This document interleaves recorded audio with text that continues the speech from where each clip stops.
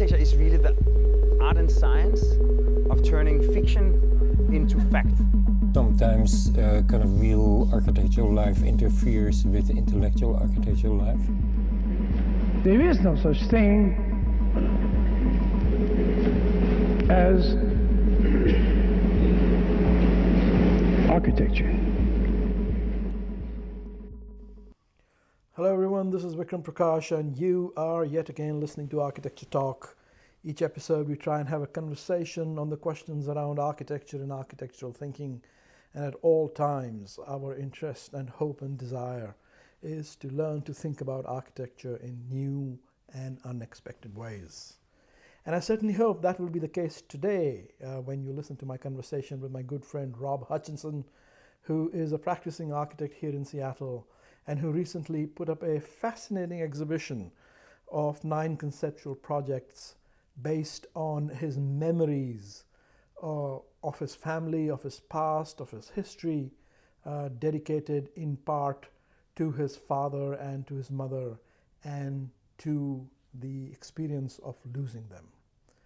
It's a great discussion with an architect who balances both fee-based practice, conceptual practice, and the work of teaching.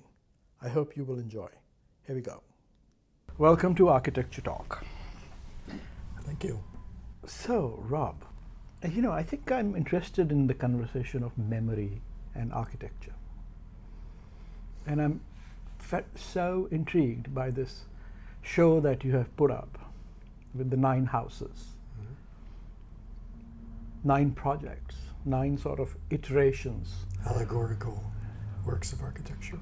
Allegorical works of architecture. And I like their sort of iterative quality. And what I particularly love and am intrigued by is that they begin as a project around your father. Mm-hmm.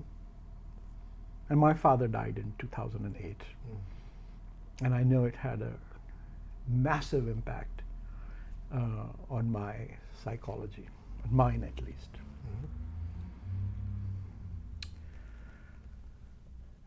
And I know in the narrative that you gave in the great talk at the Gallery for Culture downtown in Pioneer Square, you talked about how it started as this very personal project, but then it became, through its engagement with your studio, your staff, and the broader culture, what you would think would be a more generalized discussion on architecture and its character and quality and nature, yeah?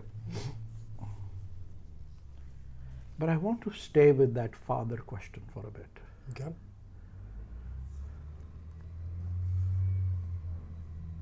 So you said the first project was this vineyard that you started designing for him, with him, 20 years ago or so, which you then... 1994, I believe. 1994, so when 24 years old.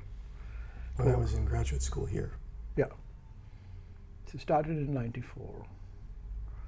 And then you resumed it when your father started losing his memory. Mm-hmm.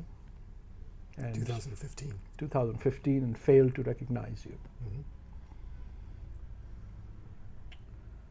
So just describe to me that moment when you first realized your father doesn't recognize you.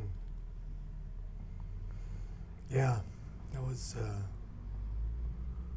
if I recall correctly, the weird thing was that I had been back to see my father shortly after he had been put into 24-hour care. And I believe that was like, let's say it was mid-January. And then I went back to Seattle, and he was still very lucid. Mm-hmm. You could see that there were things changing. His capacity to, sometimes he would seem confused, but he knew exactly who I was. He had conversations. And then I went back a month later, and I just remember walking into the room, and he didn't know who I was. Mm-hmm. Right. Or that's the message that I got, or the understanding that I took from that. Right. Because he seemed very confused who I was, Right. why I was there. And a lot of that has to do with the fact that I don't live in Maryland anymore.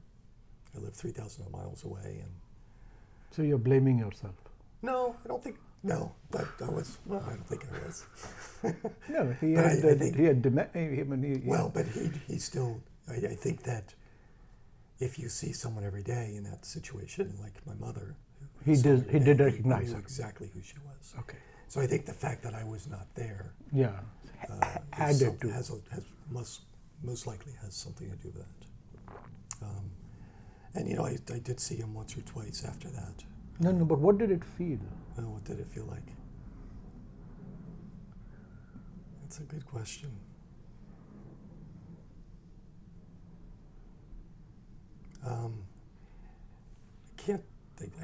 I can't say I was sad or I was sad.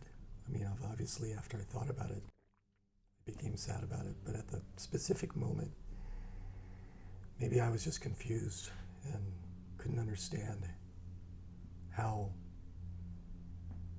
someone could be in that state where they couldn't remember someone. Like, it was such a, I wasn't expecting that, you know. My mother, I think, had mentioned, yes, you know, your dad is getting, seems like his health is going down, but I don't think maybe they even knew the extent of where dementia was going yet. So when I went into that room, and to sort of realize that in this sort of blank expression, it was almost like shock to me. Like, and you know, very quickly I realized, wow, something's definitely declining quickly here. And obviously in that situation, you don't confront it, you just accept it. So. But it obviously had a significant impact. You used the word shock because that provoked you on this entire project that we are It did. discussing. Obviously, in that room at that time, I wasn't suddenly like, I have to pick up this project. No, again. I know that. There was a. Slowly your probably- body responded. Yeah, there was probably a month where I processed all that. And Do you remember any specific moments in that month I actually of don't. processing? No, that's a blurry time. Things sort of merged together. But I do remember suddenly thinking a lot about this idea of memory and how important. So it was just something I never thought about before, and how what I realized is I couldn't communicate with him anymore. Of course, I could communicate at the table with him, and I think that while we were there, there were moments when he would lapse and realize who I was. It's not that he suddenly had forgotten me, but So he was fading in and out. yeah, but more out than in. And well, what became very clear is from that point forward, I could never call him again and have a phone conversation, because You wouldn't how know can who you it have was. how can you have a phone conversation with someone who Yeah. you can't recognize or understand who they are? So we're talking about loss of memory as kind of the generator of these allegorical houses. Yeah. So would it be, you know, and I think you've talked about it, I think also, but so it would be would it be right to say that therefore these houses in a certain way are about trying to remember loss of memory, to sort of, at the one hand, trying to undo the loss of memory, but in an impossible way, which of course can't be done? I don't think so. I mean, the way I've thought about it is that it's more about trying to, first of all, understand the relationship of memory to who we are. And my realization in that first month that led to doing the first project, starting up the project again, of realizing that memory is paramount to our being able to operate as human beings. Right. Yes. Without memory, it's Without I memory, think it's we are- impossible to. It doesn't mean that you can't exist, obviously, but I don't think that you can very easily communicate with people or have a relationship with someone without memory. And I never thought about that before. Maybe other people listening to this would be like, of course, that makes a lot of sense, but I had never thought of that until this happened to me, and I realized, wow, that is so incredible how memory is so central to who we are and defines who we are and defines our relationships with people. And architecture then becomes an instrument in that process. Well, where I was going with that was that I think I became interested in memory as trying to understand further that relationship of memory to who we are, which then led to the idea that, or to my realization that memory is integral to me being an architect and to what I do, to the creative process. That the memories that I've had reside in everything I design, and sometimes I know what they are, and sometimes there's some things I will never know, and the most interesting ones are the ones where you don't think about that until you realize later on what you did actually. You see in that work something that from your past that you had never thought about while you were designing. Right. And that's right. my favorite moment, and that happened very clearly in one specific project. Yeah. But generally happened. Well, let's come to sampling and all that in a second. That's sampling. Yeah. But it was about recording partially I think about recording my own memories. Recording your own memories. Yeah. Recording Through- your own memories of your father. Yeah, especially in the first two houses, the Of course. chapel in Columbarium, which I designed for my father, Yeah. and then the house for a widow for my mother. For your mother. So you're sort of recording your own memories in those two projects, but not in an obvious way in the sense that you're not. What do you mean you're recording your own memories? Well, what I realized is I was recording my own memories. Okay. But I wasn't doing it consciously when I was designing this building. Yeah. But looking back on it, So give me a specific sort of recording in the house for the widow. well, the better one or the easier one is the chapel, which these are very almost architectural memories of Yeah. being a child and being taken to the stave churches. Right. My parents taking me to the stave churches of Norway, and still recalling vividly to this day the smell of those The buildings, wood, yeah. which is The burnt wood. incredible. Yeah. But also the Mosque of Cordoba appearing, the endless series of columns, and this idea of almost endless space, and realizing that in the roundhouse building for locomotives. And I think that those are these latent things in us that in those two cases only were realized after I designed them. I was like, oh, of course. I mean, what is fascinating about what you're describing is it is in one sense the opposite, exact opposite of often what we push as the design I know. thinking. Exactly. That there should be a program and Yeah, then the big idea. program has a big idea and Yeah. the form is generated autonomically. That's a really good observation, and my staff and I, as we started working on the project together, were very conscious about this is not about a big idea other than there's we ended up with 9 allegorical works of architecture on one site, Right. but this is not about a big idea at all. This is just about, and it wasn't even about really, to a certain extent, it's not about program. It's more about typology and that idea of memory. But there's a very significant difference, I think, between typology and memory. Yes, definitely. I mean, typology has this kind of abstractness to it that, there are building types and then there are sort of structural types or, kind of almost mechanistic quality to it. Whereas memory, when you specifically describe the staved churches or the Mosque of Cordoba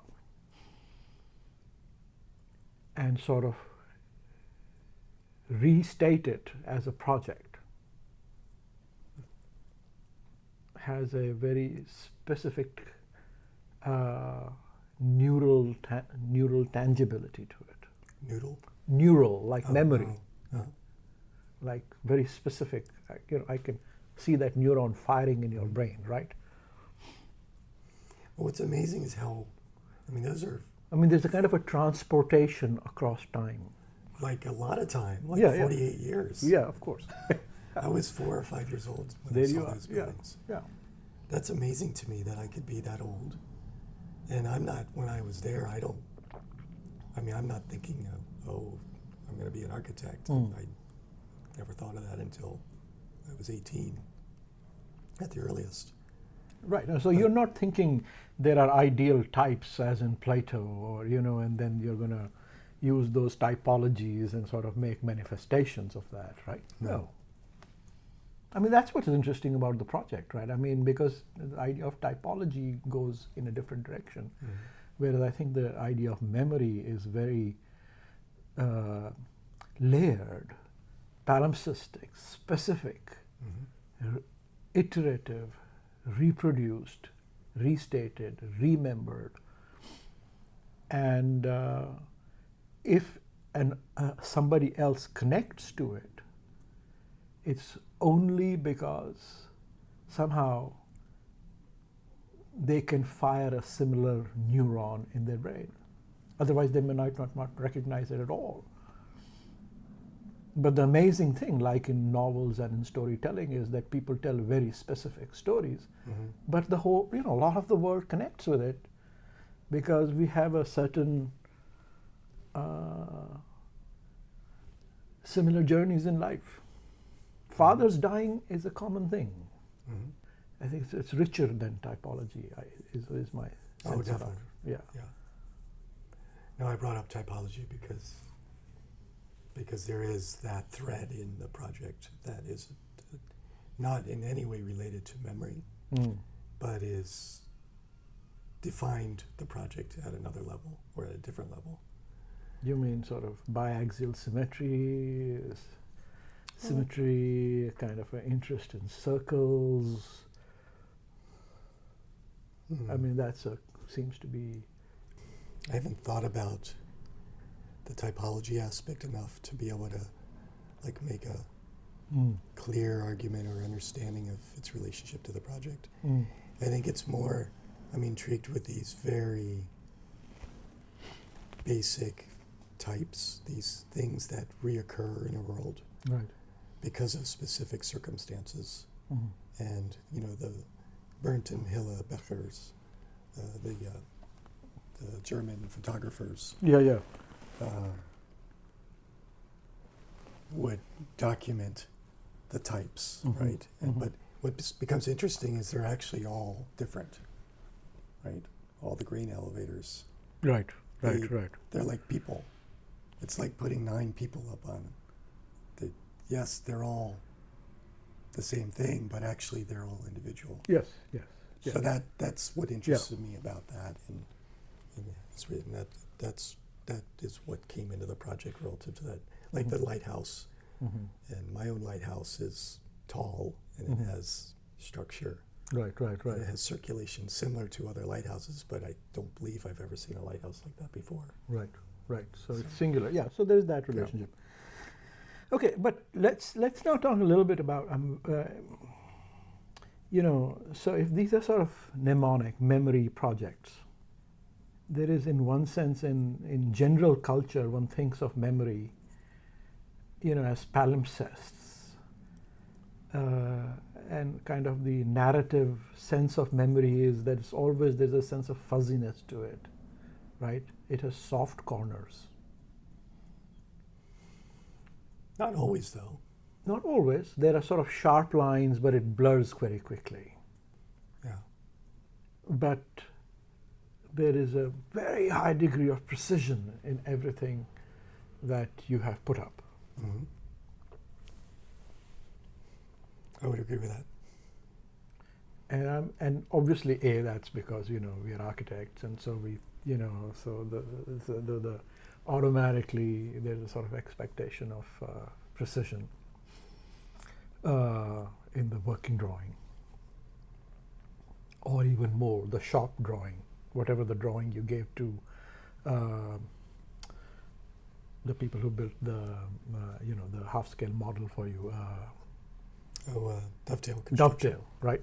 So there are shop drawings, there are sort of construction drawings, there's some concept drawings, right?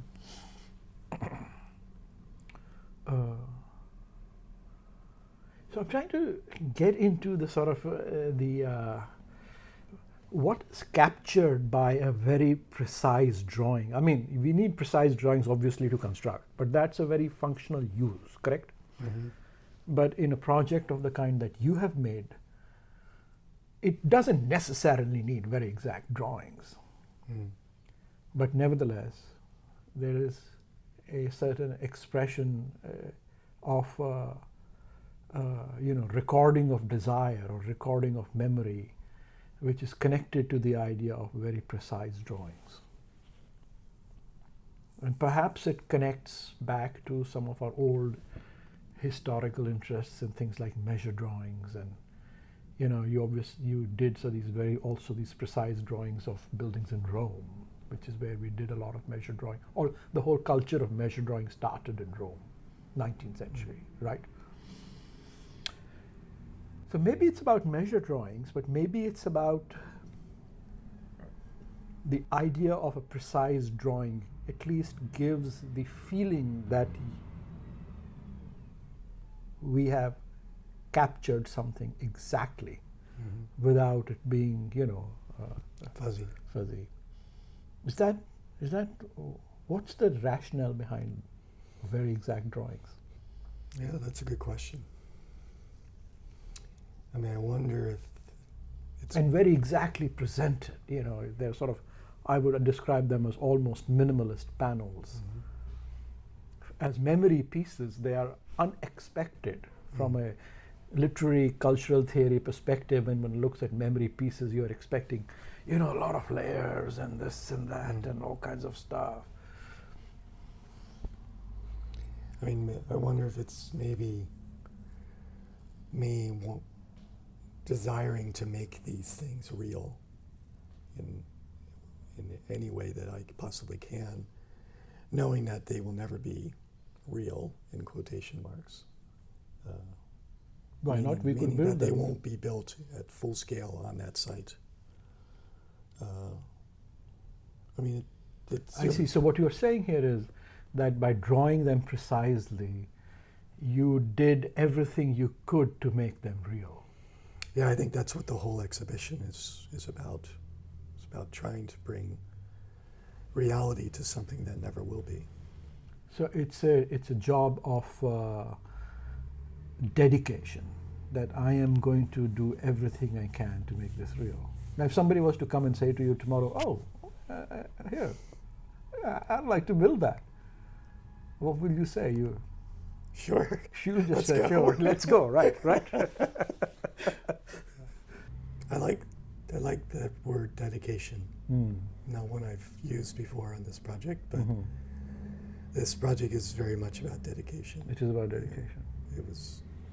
We were all dedicated for 3 years with no goal until we got the exhibition show, which helped to sort of Consolidate. define where we would go. Give a with it. deadline. But the dedication was, once we were working on a building, was to explore how it would manifest itself.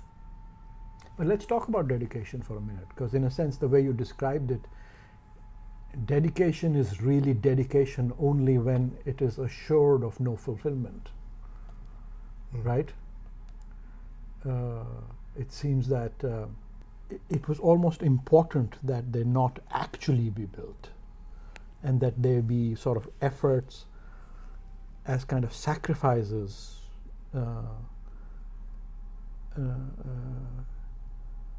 like Tarkovsky's films, which are about sacrifice and dedication, where the reward of the project is just in its doing.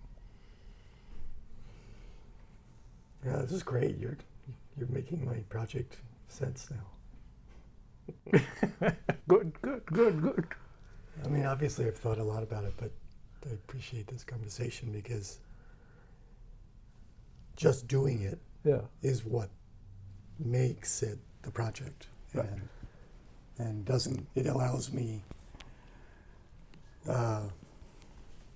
It frees me up from ever feeling like I have to do anything more beyond what we did. Of course, if someone wanted to build a lighthouse at full scale, I would be quite interested. It'd be a fun thing to do, but that's not. but that's not the key thing. Yeah, that's not what this was about. That's not what this is knowing about. That that's knowing that it would never happen. I mean, I resonate so completely because I'm wrestling with this every day. I'm trying to do a dedicated work to the memory of my father in a way that can both do reverence, justice to his memory, but in particular completes the almost the debt I owe him. But I want to pay up that debt in a manner which also therefore frees me from it. I want to make sure that I am liberated from that debt too. So I'm very interested, therefore, in this question of how we do these things. Yeah, I think what was interesting for me, I mean, I think now 2 to 3 years later, of course, if I publish this book, it will be dedicated to my father and my mother, right? Because it's about memories. And Sure. but what's interesting about when I decided to... But that's a different sense of dedicated to You're right. versus dedication, Right. the work of dedication. Yeah. You're right. Yeah. But when I first started the chapel in columbarium design, it came to me as an idea because I realized I couldn't have a conversation with my father anymore. And the winery that I designed was a building I'd always liked. Right? We still have my original model in In the show, yeah. or in our studio. In your It's studio. actually not in the show. Oh, it isn't. Yeah. It's a basswood model. But Why didn't you put that in the show? I don't know. I was thinking about that yesterday, and I was actually thinking of bringing it to the talk because it's an interesting sort of relic. Yeah, it's a memory. Your entire exhibition, like your mother's boxes where she collects things, reproduces that condition. Have you caught that? You have collected all these models like she collects stuff I know. and puts them into these typesetting boxes. I know. The aesthetic of the whole thing reproduces your mother's It does. obsession. That was conscious? No, that or was at some not point you conscious. realized that? Oh, I definitely made that connection. Yeah. But that was not the intention. Right. I mean, we're getting on a bigger topic of the project, I think, which I believe in a lot in teaching, and that is, I think that there's a danger to always have intention to what we do. And this relates to intuition, I agree. Yeah. and I think it's so important to just do things and let our intuition lead us somewhere. Right. And this project is a very good example of not being worried about at first where we're going. And so with the chapel and the columbarium, my intention was not to create to create a work for my father. That was actually not at all in my mind. What I always appreciated about the winery was the conversations I had with my father, who's a very pragmatic, rigorous person, A chemist, isn't he? chemical engineer, Yeah. who is the reason why I first became But a who structural loves engineer. locomotives Who loves- and will set up cameras on tripods and drag his sons long ways Yes. to see them go across a bridge. Doesn't sound very pragmatic to me. No, I guess he was a dreamer also. Right. Yeah. But we were always there before the 1:39 train. There you are. So, but the intention was I always loved that winery building that we designed, and I say we designed. Of course, I designed it, but he was my quote client. Right. And through the conversation that we had about wine and the process of wine, which he loved, that made a connection to the telescope house on the property of these series of larger volumes that had a relationship to each other, that telescoped out from each other, that gave the formal and spatial relationship to the winery as a series of events that occur in the process of making wine. And I love that. I liked that conversation. And so then I was like, well, if I can't have a conversation with him over the phone or in person, maybe I could think about designing a new building next to this winery. And so what we did is that's when I started including my staff, and we decided to pretend that the winery had been built in real life. Right, right. And that way we were not allowed to change it in any way. So you're play acting, you're set up Totally. stages for yourself, Definitely. and so it's theater in that sense. It's very theatrical. All right, that's probably a good time for us to take a short break. We are talking to Rob Hutchinson, and we are discussing his memory houses currently on display and exhibition at Folk Culture here in Pioneer Square in Seattle. Hello, everyone. Thanks for listening to Architecture Talk. This is a self-supported podcast based on an initial grant from the GAHTC. For more information about GAHTC, please visit gahtc.org. We release a new conversation every other Wednesday. So, if you're enjoying this conversation, please do be sure to visit our website and to check out some of the earlier conversations. From the website, you can also subscribe to this podcast and you can listen to the other episodes. You can also simply directly subscribe to us via Spotify or via the podcast app on your iPhone. And of course, we are available to be heard via any of the other podcasting apps that are available on the internet, such as Stitcher, Overcast, etc. We would also love to hear from you if you have any questions or just some comments, or even have a suggestion for a future episode. You can reach us via the contacts page on architecturetalk.org. Thank you for listening again. All right, welcome back. We are talking to Rob Hutchinson, and we are trying to discuss his memory houses, 9 allegorical works of architecture: memento, memoir, memorandum, memorable, memorabilia, and memory. And Rob, you were saying thinking of intentions is totally the wrong way to do architecture. Well, I didn't say that. Oh, well, let me paraphrase you anyway. Let me take the liberty. Let me take the liberty. All right, you can blame me. I definitely don't think that we talk enough about the importance of letting your intuition take you somewhere. Okay, but again, how about letting your memory take you somewhere? Yeah. And memory as a subconscious, unconscious project, right? I mean, that's another way to describe what you're saying, intuition, yes? Is that okay? I mean, intuition seems to be a magical word to me, so I feel a little uncomfortable about it. I like memory. I wonder if we aren't getting off subject here too much, but I'm curious what the relationship is between memory and intuition. It's an interesting question. I would say they are actually more or less the same. Yeah. One tends to use the word intuition as this kind of magical moment of insight, which one is not aware of what it is, and then later on you realize it has a fantastic reality to it, fantastic understanding of the world. And that's my definition of intuition. And to me, that's a weak definition, weak concept. Whereas the concept that, as you described it, that you have a sense about how a project and something should happen, and at some point you realize what that's all about. And that could be much later. but you know along the way that there is a coherence to it, is memory work. I mean, it has a relationship to psychoanalysis, what we call free association. I mean, free association doesn't mean, there is reason why certain free associations happen, and that's deep memory work.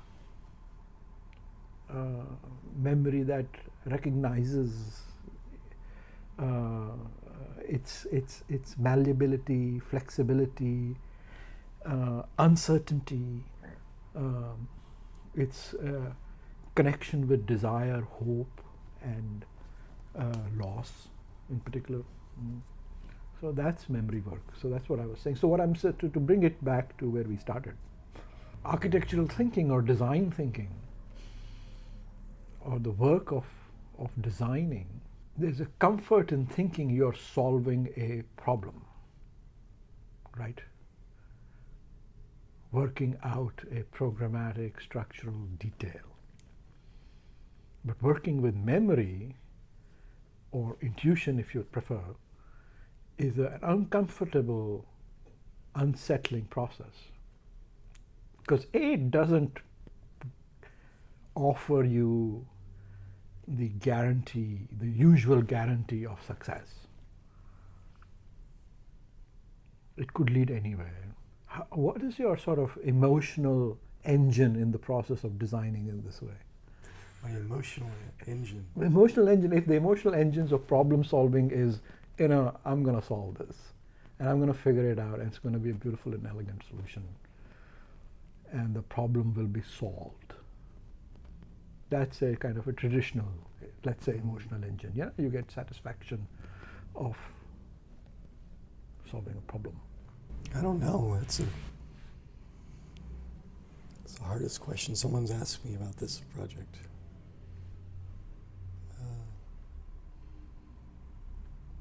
Because now I have to think. I've never thought about that, and so I'm putting myself in the place of when I suddenly would be like, okay, I'm gonna Do it. design a lighthouse. Yep. How do I move forward? Yeah. Well, I just start drawing, and I just start picking out things in my head and overlaying them. The Chesapeake Bay lighthouses and Borromini's San Carlino, and I mean it. I don't know if free association it applies completely, but it is about sort of taking the things that seem like they might have interesting relationships to each other to create something. I mean, I would argue I'll back up. I don't like myself the notion of architecture as something that is about problem solving, and I think you're right. We too often present it as that. Yeah. That we are problem solvers. Right. I'm like, we're just space makers. I mean, it's not about. Well, Do we have to have a problem to make architecture? I mean, that's the modernist Right. legacy. Yeah. They said that unless we are solving a problem, we shouldn't be doing it. but if you reframe not reframe, but if you think about the question or present it in a different way, you could make the argument that my problem at hand was to design a lighthouse. Okay, sure. So, but all I'm saying is I would be like, okay, how do I start designing a lighthouse? What is a lighthouse? What is the essence of a lighthouse? Now you're talking Khan, right? So we are very much in the modernist mode. But I'm interested in that earlier process that you were describing is, you're designing a lighthouse, but that's not what it's about. It's about putting together that Borromini drawing with the circle from somewhere else and the third thing from somewhere else. Yeah, in the lighthouse, it's the Chesapeake Bay lighthouses that I grew up with. No, but what I'm talking about is what you said felt like had an interesting relationship with. This is the moment of design, Right. which you and I as teachers, are pedagogues, are enjoined to communicate to our students. Correct? Correct. So it's worth pausing on that and sort of trying to, not define it, just describe it, let's say, as what its mechanics are, or chemistry is. It was not simply, but it was taking these things that just come immediately into my mind, starting to put them down and collage them together to see what fits and what doesn't. And that would be done through a series of rapid sketches, none of which are in the exhibition, by the way. Why not? We just had so much stuff, and we had to edit, and we chose not to show them. Actually, that's not true. There's 4 charcoal drawings in the back. Yes, I did notice. But those are actually not the sketches I'm talking about. Those are more figured out sketches that relate to memory, and to my memories of Rome specifically. But the sketches are different drawings, and those are very conventional architect sketches of me bringing these things from my head that come to mind for the lighthouse or whatever I'm drawing. And that's a pretty quick, depending on the building, that could be a day. And then immediately, once I knew the pieces, I would go straight to the technical drawing. Okay. So the technical drawing becomes the test for quickly trying to bring those relationships together and testing it to see what this might look like. It was a very rapid process, actually. So is that roughly the process along with all the client-like exigencies that you follow in practice in general? No, we don't. I mean, there's a sketching. No, why don't you sort of palimpsest collage from various sources for your basic project for a client? That's a good question. I mean, then you have to value engineer it, I understand, or whatever, fix it to the client's interest. it's a really good question. I mean, maybe because we are given this specific brief, typically, and or There's a program, there's a site. and there's a specific, the site is not different than the Memory Houses project. That Sure, has a site. sure, yeah. But, maybe it's because we have a client. But you said you had your father as a client. He was not my client. He's a I was imaginary client. Yeah. Yeah. I never presented that chapel to him. So having a real client sets up the anxiety of having to present, not anxiety, what I mean is there's a force field that drives the design process, that it's going to have to be presented to such and such person.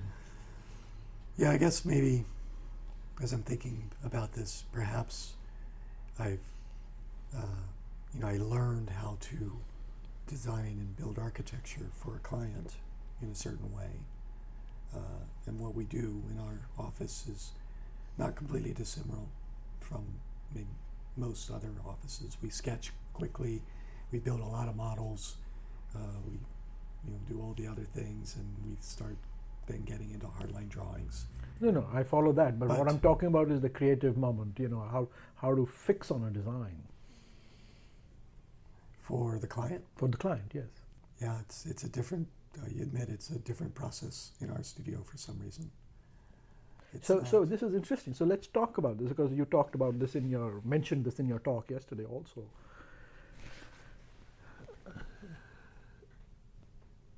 So how would where are the points of permeability between those two processes? Or the point, talk to me about, they're different processes, clearly. yeah. But you're talking this is one architectural practice, and I think it's very interesting to talk about, let's say, more conceptual practice and more fee-based practice. And it's very important today, and one of the amazing things I really admire about your work is you are one of the few people in town who takes both kind of seriously, and produces an equal body of work, let's say, in those two areas. So that enjoins the question. I mean, one traditional way to talk about that is, well, one thing you got to do for a client, the other thing you should do for your spirit or soul, as if those were completely different things. But I wonder, in terms of process or other things, how would you articulate the relationship between those two things? Not the differences, but are there points of permeability anywhere? Yeah, and we talked about that yesterday a little bit. And historically, my answer has been that I don't care. And I think the reason why I have historically said that is I feel like what's worked well is keeping them separate, and not by allowing them to be in two different realms. It allows clarity for them to work. And if me, and I'm not going to say this, but I'll ask the question. Maybe I'm worried that if I start letting them, if I start trying to merge the two, then will it become saturated, and I'll lose the clarity that I have with both of them. If that makes sense. So there's an anxiety that keeps them apart. There's definitely, yeah. But I also like to talk about how they do support each other. How so? Well, for one, if I didn't do the conceptual work, there's no way I'd be in practice anymore, because What does that mean? it allows me to do things without being worried about failing, without being concerned about meeting certain requirements that we have to in regular practice. No, you said if you weren't, you could do conceptual work till the cows come home and never do a practice. No, I never said that. No, I'm saying that, but you are saying this. But no, I don't want to do that. Yeah. I don't want to just be a paper architect. Yeah. Why not?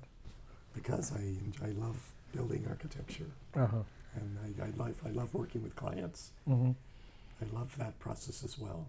But you don't want the two to be contaminated by each other. Well, that's a good way to put it in this interview. Yeah. But I like that you brought it up, because maybe I should try it out once and let them contaminate each other and see what happens. Maybe so, but as you are articulating it, this idea of, looks like you work hard to make sure they don't contaminate. In that sense, there is a tangible relationship between them two. You have to work to keep them separate. Yeah, and that's their relationship.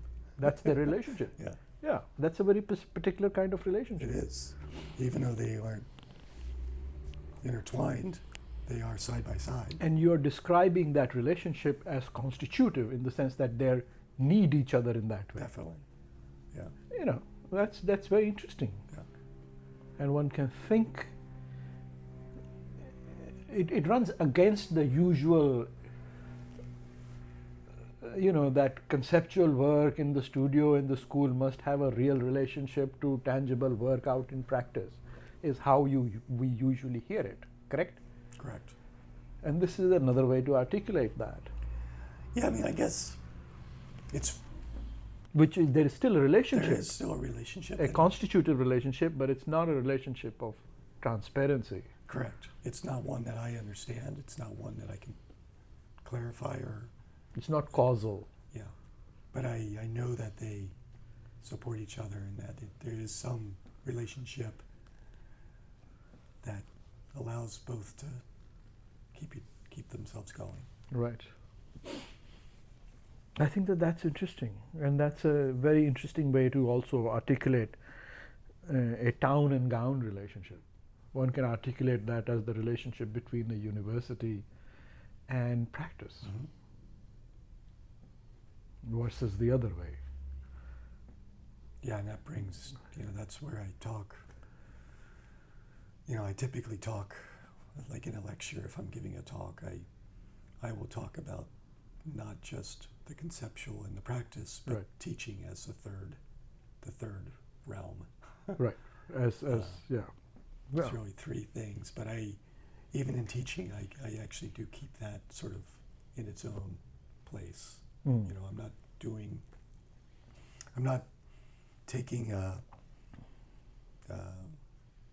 trying to think of a good example, but like a art studio that I'm designing in my practice. I never bring that into the studio and ask my students to design an art studio.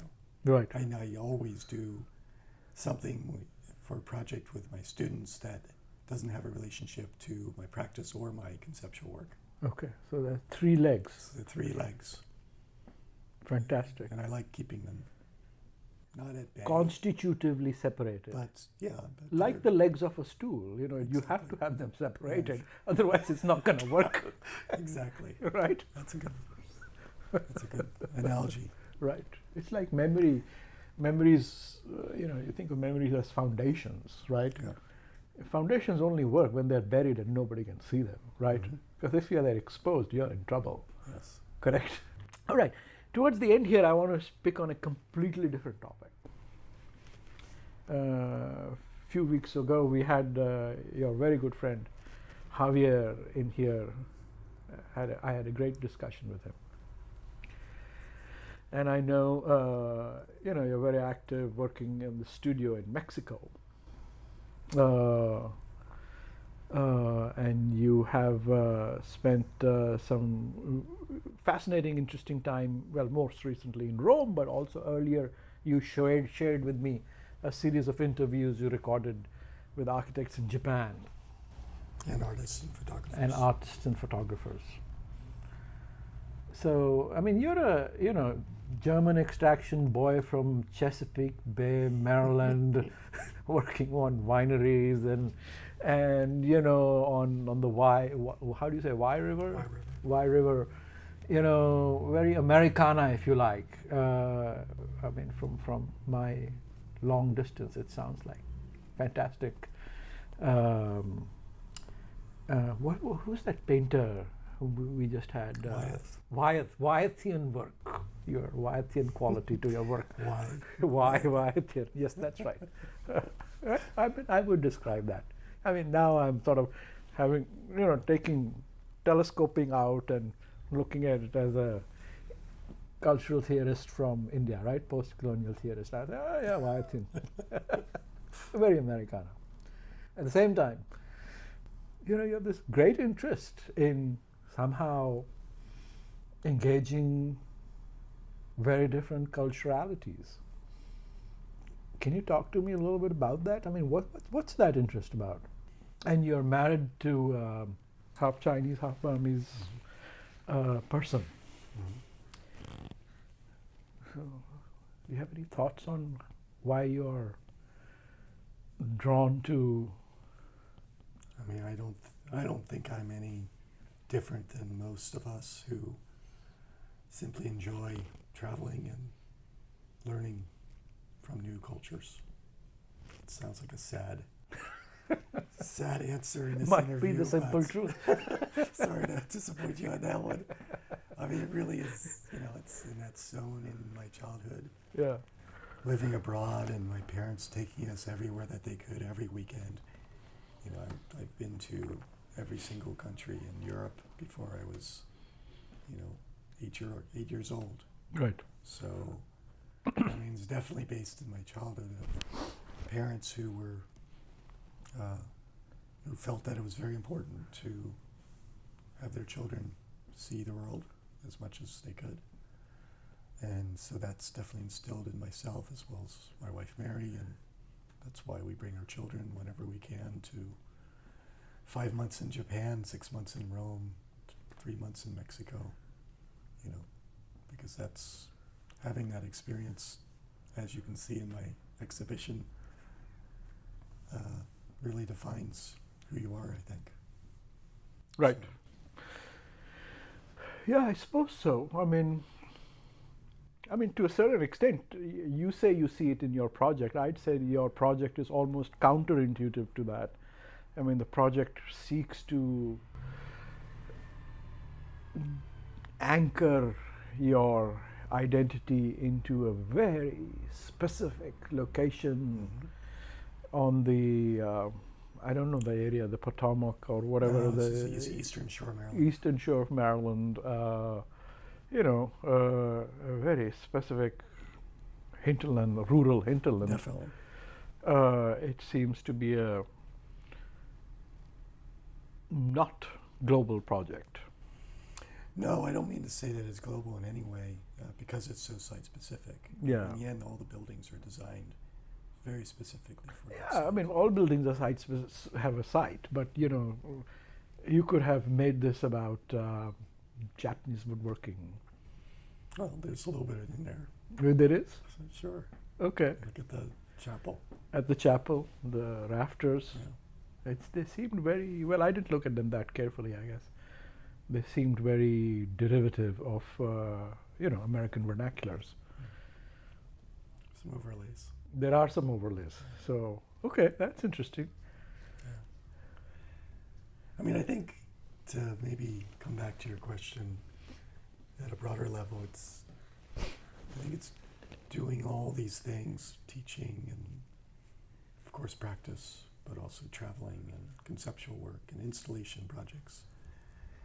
I'm happiest when I'm able to push in as many different directions as I can what architecture means to me. And so that's why I'm always trying to seek out these opportunities to explore. To test. To test, but and explore as many avenues as I can. Why? Why is more better? Because I think it helps me, it helps make practice meaningful for me. How? God, you're such a needler. Sorry. I don't know. It keeps me asking questions. Constantly asking questions. We never come up with many answers in the end, but usually one question will trigger another question. It keeps the work going, keeps it fresh, keeps us excited. Because sometimes you're just sitting there doing a permit set. Right. And permit sets can be pretty boring, Yeah. but they're necessary. Of course. It's just part of what we do. Yeah. And so we're always just seeking out opportunities to think about architecture and how does that,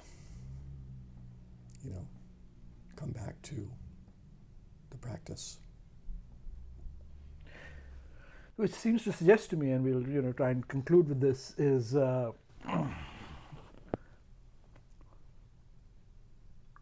some people get into architecture because they love carpentry and they like to sort of assemble things and put them together, and they love to see that construction aspect to it, and figuring out that exact joinery detail, and then seeing architecture as a kind of extended expression of that kind of thinking. But I get a sense that for you, architecture is also, or perhaps even primarily, about asking questions about what it is to be alive, almost. I mean, I guess for myself, it does seem like that's something that I do a lot with especially these projects that are outside of what people would consider typical architectural practice. They give me an opportunity to ask questions at a greater level, sometimes about life, not always. Sometimes it's more menial things or simple things, ultimately coming back to really asking what architecture is. Right. What is architecture?